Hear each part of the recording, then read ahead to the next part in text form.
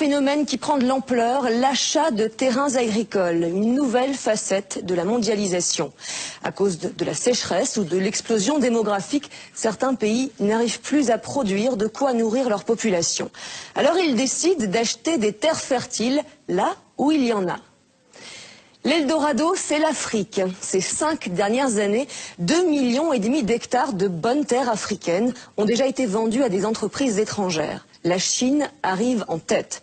Elle, qui a déjà largement investi dans l'exploitation du pétrole et du minerai sur le sol africain, vient maintenant y produire ses denrées alimentaires. Exemple au Cameroun, où les entrepreneurs chinois pourraient à terme faire main basse sur toute la production céréalière du pays. À qui profite cette razzia chinoise? Reportage de Patrick Fandiou. En apparence, rien n'a changé au cœur de cette forêt camerounaise. Pourtant, derrière le cliché de la carte postale, voici l'un des champs d'une nouvelle bataille mondiale pour la conquête des terres agricoles. Sur les rives fertiles du fleuve Sanaga, les villageois ont ainsi vu débarquer de nouveaux visages, parlant avec d'étranges et lointains accents. Bonjour. Monsieur Chang n'a rien d'un touriste chinois égaré là par hasard. Depuis 3 ans, ce professeur en agronomie fait partie du décor du village de Ndioré. Et avec les jeunes villageois, son arme de séduction favorite, des cadeaux comme ses maillots de football, le sport roi au Cameroun. L'opération de charme n'est pas désintéressée, les Chinois convoitent les terres du village. Ils en exploitent même déjà une parcelle sur laquelle ils ont reproduit le paysage d'une rizière asiatique.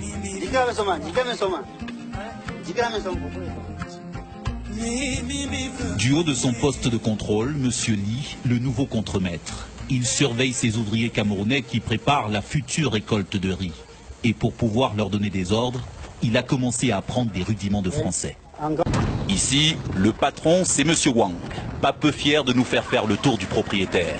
Sous son contrôle, à terme, 10 000 hectares, 100 millions de mètres carrés.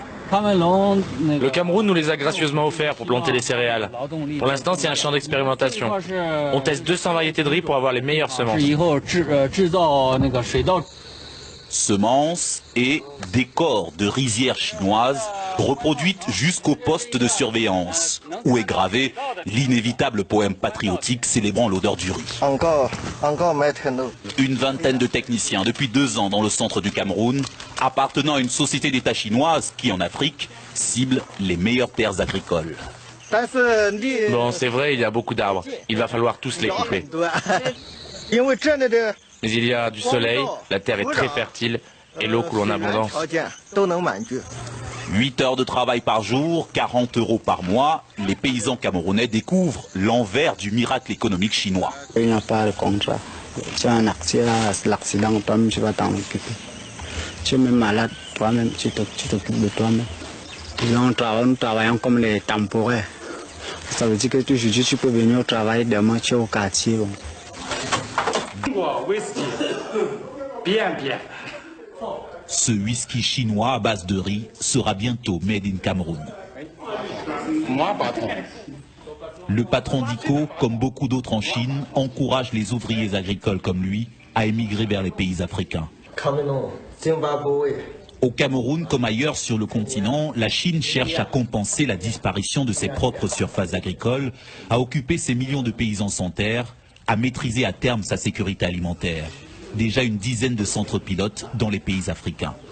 Et sur le terrain, les ouvriers camerounais multiplient les plaintes. Celui-là en a assez d'aller au champ avec ce qui reste de ses chaussures de ville. Ça, c'est les chaussures de la maison. Et vous travaillez avec? Normalement. Le professeur Chang lui rappelle que les bottes ne sont distribuées qu'une fois par an à la saison des pluies. Les bottes, c'est un an, une fois. Nous, actuellement, là, nous travaillons pour eux. Ils doivent vraiment, normalement, nous habiller. Et normalement, nous mettre au moins un peu à l'aise. Et le paiement, même aussi, médiocre. Nous supportons seulement les 1000 francs de la journée. L'évocation du salaire de l'employé, 1000 francs CFA, 1,5 € par jour, met brutalement fin à la rencontre. Une main-d'œuvre bon marché que les Chinois recrutent parmi les jeunes paysans du village. Des paysans qui n'ont pas été associés à l'arrivée des nouveaux maîtres sur leur terre. Pourquoi on n'a pas de contrat de travail. On n'a pas de contrat. Puisque le contrat est verbal. On n'a pas eu un contrat par écrit. Avant, ces paysans pratiquaient de la culture de subsistance sur les terres que convoitent aujourd'hui les Chinois du groupe ICO. Des terres qu'ils ont dû quitter précipitamment. Un mois avant, ils sont venus nous signaler que bon, les Chinois vont venir s'installer là. Bon, ils sont arrivés. Alors, ils ont demandé à tout le monde d'arracher les maniocs. Même si ce n'est pas maturité. Ils ont donné au trop 2 semaines. Ils ont commencé à cultiver. Ils ont commencé à battre les palmiers, à défricher les champs de manioc, tout ça. Ils demandent même aux habitants de quitter. Les Chinois? Les Chinois, que c'est leur terrain. Et c'est normal. C'est pas normal. Ils disent que c'est leur terrain. Ils doivent cultiver, construire, quoi, on ne sait pas. Personne à Ndioré ne connaît d'ailleurs les termes de l'accord que le groupe chinois négocie avec le Cameroun. Même confidentialité sur un autre projet du groupe ICO, le rachat de cette usine abandonnée, spécialisée dans le décortiquage du riz. Pour l'acquérir, les Chinois ont pris contact avec Louis Kenze, un ex-employé devenu la mémoire vivante de ce bâtiment fantôme. Les lampes, il n'y a plus rien de tuyaux, les cornières, les restes de semences qui étaient. Il sait que si les Chinois reprennent l'usine, ils auront à terme le contrôle d'une bonne partie de la chaîne de production céréalière du Cameroun.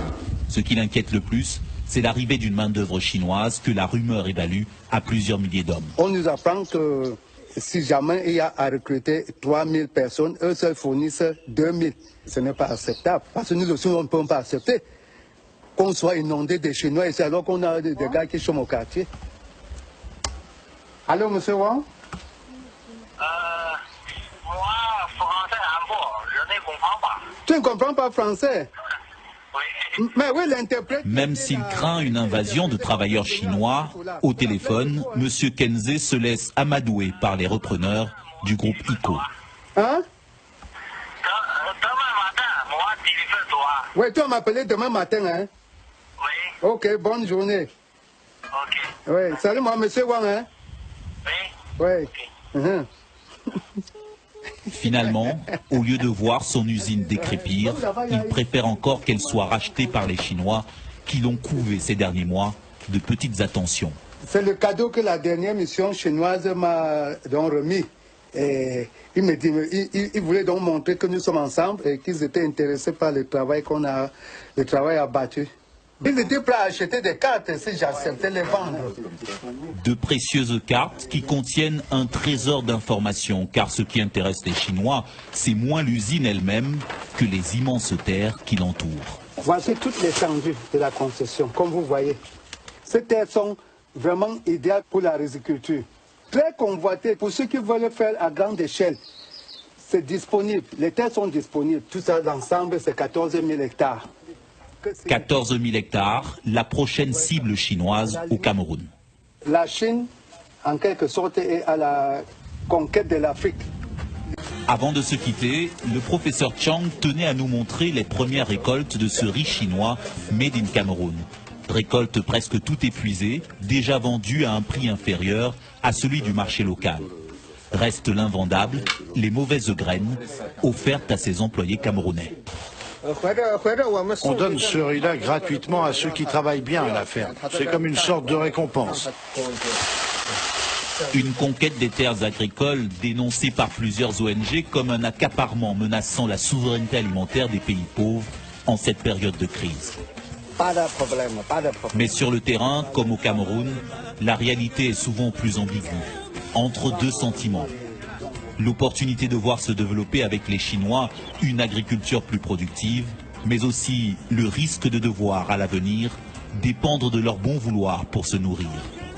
La terre étant devenue à son tour une ressource stratégique, au même titre que le pétrole ou les minerais.